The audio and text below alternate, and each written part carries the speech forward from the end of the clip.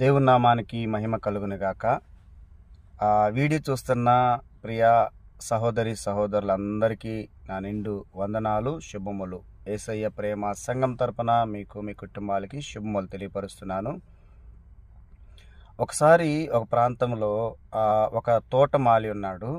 ఆ తోటమాలి అనేక చెట్లు అక్కడ వేసి ఉన్నాడు. అనేక చెట్లు వేసి ప్రతిరోజు కూడా ఆ చెట్లకి నీళ్లు పోస్తూ ఉన్నాడు.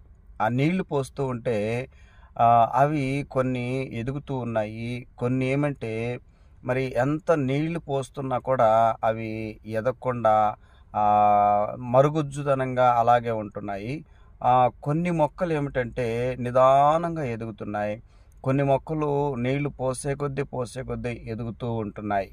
ఇది మరి ఆ తోటమాలి గమనిస్తూ అలాగా నెట్టుకుంటూ పోతున్నాడు. అయితే తోటమాలి కాబట్టి ఒక చెట్టు పెరిగినా ఒక చెట్టు పెరగకపోయినప్పటికీ ఆయన మరి దాని గురించి ఏమీ బాధపడకుండా అలాగే ఎడతెగకుండా నీళ్లు పోస్తూనే ఉన్నాడు.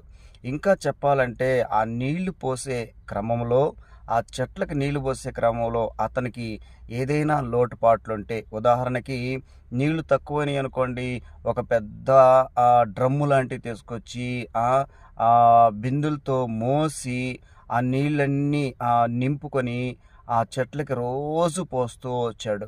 ఇంకా కొంత నీళ్లు తక్కువ అని చెప్పేసి ఒక్కోసారి మోటార్ కొని, అంటే అతను సొంత డబ్బులతోనే మోటార్ ద్వారా మళ్ళీ వేరే వాళ్ళ దగ్గర నుంచి అప్పు తీసుకొని మోటార్కి కరెంటు ఖర్చులు అవి ఇవి అన్నీ కూడా పెడుతూ వచ్చాడు.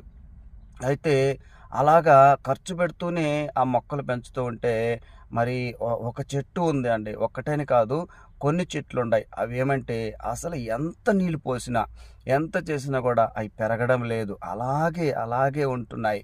ఎంత చేసినా కూడా. అప్పటికి అతను చాలా ఖర్చు పెట్టాడు, చాలా అతను డబ్బంతా వృధా చేసినప్పటికీ ఆ చెట్లు ఎదగడం లేదు, ఆ మొక్కలు ఎదగడం లేదు. అప్పుడు ఆయన ఆలోచిస్తుండగా ఆ తోట యజమానుడు వచ్చేసి ఒక చెట్టును చూశాడు. ఆ చెట్టును చూసి, ఇదిగో ఈ చెట్టు ఎప్పటికీ ఎదగడం లేదు, ఈ చెట్టును నరికివేసేయి, ఉంచబాకు, ఈ భూమి ఎందుకు ఆ విధంగా ఉండాలని. ఇది బైబిల్లో కూడా ఉందండి. బైబిల్లో కూడా మాట ఉంది. లూకాసు వార్త 13వ అధ్యాయం 7వ వచనము. లూకాసు వార్త 13వ అధ్యాయము 7వ వచనములో ఈ మాట మనకు కనపడుతూ ఉంటుంది. యేసుక్రీస్తు వారు అదే మాట అంటాడు. ఈ అంజూరపు చెట్టుకు నేను 3 సంవత్సరాలుగా కాయలు ఎతుకుతున్నాను, ఒక్క కాయ కూడా కనపడడం లేదు, తీసివేసి అంటాడు. దేవుడి మాటలు దీవించును గాక. ఆమెన్.